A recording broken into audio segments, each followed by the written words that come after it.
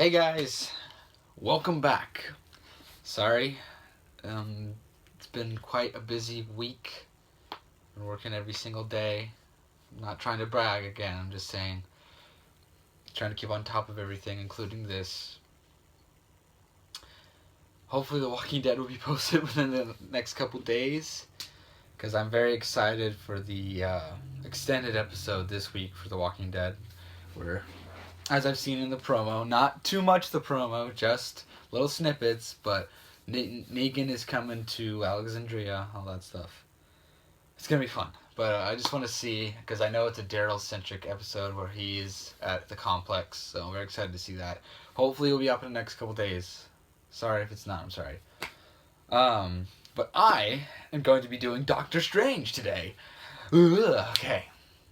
It's gonna be great. It's gonna be fun, because this is a great fucking movie. Alright, Doctor Strange. So, if you are new to this channel, which I have almost 150 people that are actually almost 200 people that are just totally new to this channel. I like to do reviews as well as reactions. Reactions are more reserved for The Walking Dead because that's one of my favorite shows, maybe my favorite show. But I like to do reviews. That's the thing I started this channel on, and I hope to continue that, not lose sight of that.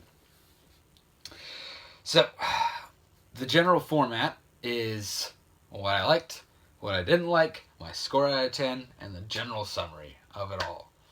And I am a little more Marvel biased, so just keep that in mind. I like DC right now. Obviously their TV shows are good. Wonder Woman looks really promising. Man of Steel was good. I'm just gonna put that out there right now because I know a lot of you are new. But we're gonna just start here. Here we go. The first thing that is very apparent to everybody in the movie is that Benedict Cumberbatch he's the definitive person to play Doctor Strange. There's no question about that anymore. Or was there even ever to begin with? I knew before they had Joaquin Phoenix was the front runner, but man, I can't even think about anybody else but him. But Benedict Cumberbatch in being Doctor Strange. I think what I really love the most is his ability to show his arrogance, Stephen Strange's his arrogance, and then also his journey, and then we go to the final product of him being the Sorcerer Supreme. He's not Sorcerer Supreme yet, but he's getting there. What I really love that scene where it's not Amy Adams. I forgot her name. Sorry. Where she comes in when he's trying to figure out what to do with his hands, and he's just like, I don't care about you, anything, you're just trying to make yourself feel better because you feel bad, and it's like, holy shit, man, whoa. And I saw a review from Collider Videos about somebody that was talking, or somebody was talking about how Tony Stark is an asshole, but he's also very charismatic, which that's why people love him, because he has that balance. The thing with Doctor Strange, and what I really liked about his character, is that there's not really that many redeeming qualities to him. He's just an ass, and his arrogance, his ego are huge, and he doesn't care. He doesn't care. It's all about him, which I'll tie into that later. It's all about him, always. Nothing, no one else. Like, to the point where Tony still cares about Pepper and he cares about Rhodey, but Doctor Strange doesn't really have anybody that's close to him. Like when he was saying to what's her name? I should have looked it up, dang it. But he says to her, we were barely even lovers. It's like, damn, that's harsh, man. So I really loved how he was portrayed in his Stephen Strange pre-sorcerer days. The second thing I liked was it's obvious to anybody, if you're gonna go see that movie, you're gonna see the effects, and they're gonna be fucking awesome. Not since Ant-Man have we seen this kind of visual just barrage of awesomeness. That's the whole thing. It doesn't look clunky. It looks awesome. It flows so wonderfully, like nothing I've ever seen before. It's incredible. If you haven't seen it, go see it. And I don't care. If you want to see awesome visuals, go. It's great. Love that. Oh, I can't stress it enough. I'm not going to be able to explain everything because it's so much, but just the way you use it is awesome. Third thing I'm going to do, I'm going to blow your fucking mind with this shit. Just kidding. But I really did like the villain. I really did. I really liked him. Yeah, I did. I'm not a villain hater like everybody else is with Caecilius. Oh, the thing about Caecilius, I believe, I hope I'm pronouncing it correctly for the internet. We'll see.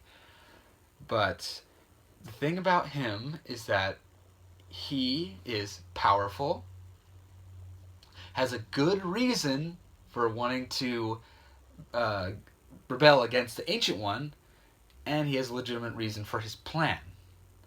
So, first thing, Caecilius, he studied directly under the Ancient One. He's dabbling in between the dark arts, I guess you would call them, and then the Ancient One's arts. And so that makes him powerful because it's kind of like just going with this because they like to tie things to Star Wars. That the MCU realizes that Star Wars exists in their world is that they it's like having a Jedi that has some knowledge of the dark side and the light side. Yes, it's kind of like that. That's what I go to at least. And he has a legitimate reason because the whole thing is that yes, it turns out in the end that the Ancient One actually was drawing power from the dark arts or Harry Potter and Star Wars, throwing it all in there. But that he was right. She is, and she admits it, and she knows. But that's how she operates, and he didn't like that, and that's totally makes sense. That's like if you have somebody that you're a mentor, and all of a sudden you realize that they've been doing this for like going behind your back and doing this for so long, you're gonna rebel, like no matter what. I think the third thing, I love that scene where Doctor Strange puts him in that like. It's pretty funny that he plays Hannibal in the Hannibal TV show, and he had the restraint. But I really love that whole exchange, just from him calling him Mr. Doctor, which is hilarious, and then when he finally gets chained up and he's saying, "I want to save humanity from time," and to an extent, he is correct. What is the one thing that can kill anybody? Time, except for people that are immortal. But anyway. They're not immortal, so that makes sense. But he wants to save them. He wants to save himself mostly, but he also wants to save the world from time, and that's the way he thinks he's gonna do it. And obviously Dormammu has clouded his mind to not told him what's really gonna happen to them, but he thinks that he's doing the right thing, and isn't that what people say? What they like about a villain? They don't like the little mustache twirling. They like to have him have real motivation, and I think he had perfect motivation. I really like that villain, I do. And yes, he is a one-off. He dies. Actually, well, he goes into the realm. He doesn't really die, per se. So, we might see him again. I think the whole thing, I'm going to be making a video in the future, just putting this out here, about the Marvel villains. And Ronan, Red Skull, and him are three guys that are not dead yet, but people think they are. We'll talk about that later in another video. Sorry. Still on my positives. Villain, yes, like it. Mordo was odd. I think he was good. He was just like an acquaintance, and the whole thing is that he's just a bad guy in the comics. So the way they portrayed him in this was like, yes, he didn't have that much of a friendship with him, but he's not supposed to. So that's okay, I think. And his legitimate, you're not supposed to mess with nature, and they mess with nature, and he has legitimate reasons for not wanting to be part of this order anymore. That totally makes sense. Their progression from wanting to leave makes sense. Like, that's what I think, really. And then, obviously, Wong is, the Beyonce part, yes, like, it's funny, enjoyable. I laughed a lot. The comedy. We'll go to the comedy right now. I like the comedy. Some people say that it's too much, but I think, especially with Guardians of the Galaxy, Ant-Man, if you're going to have these really just crazy out there comics, you're going to have some levity to it, because you need to you need to keep people laughing with this. And then, obviously, Ant-Man is more geared towards comedy himself, having Paul Rudd. But I think it was needed. and then also the plot, how simple it is. I think it needs to be simple, really, because we're introducing so many new concepts, including the multiverse, which it will have repercussions in the future. But I think a simple plot line is essential to having a movie like this with so many awesome new concepts that will be that will be furthered upon in the future. So I really like the simple plot. It's a redemption story. Who doesn't love a redemption story? Who doesn't love a redemption story? I think it's awesome. So negatives, gonna be very short. Keep that in mind. Negatives, I think.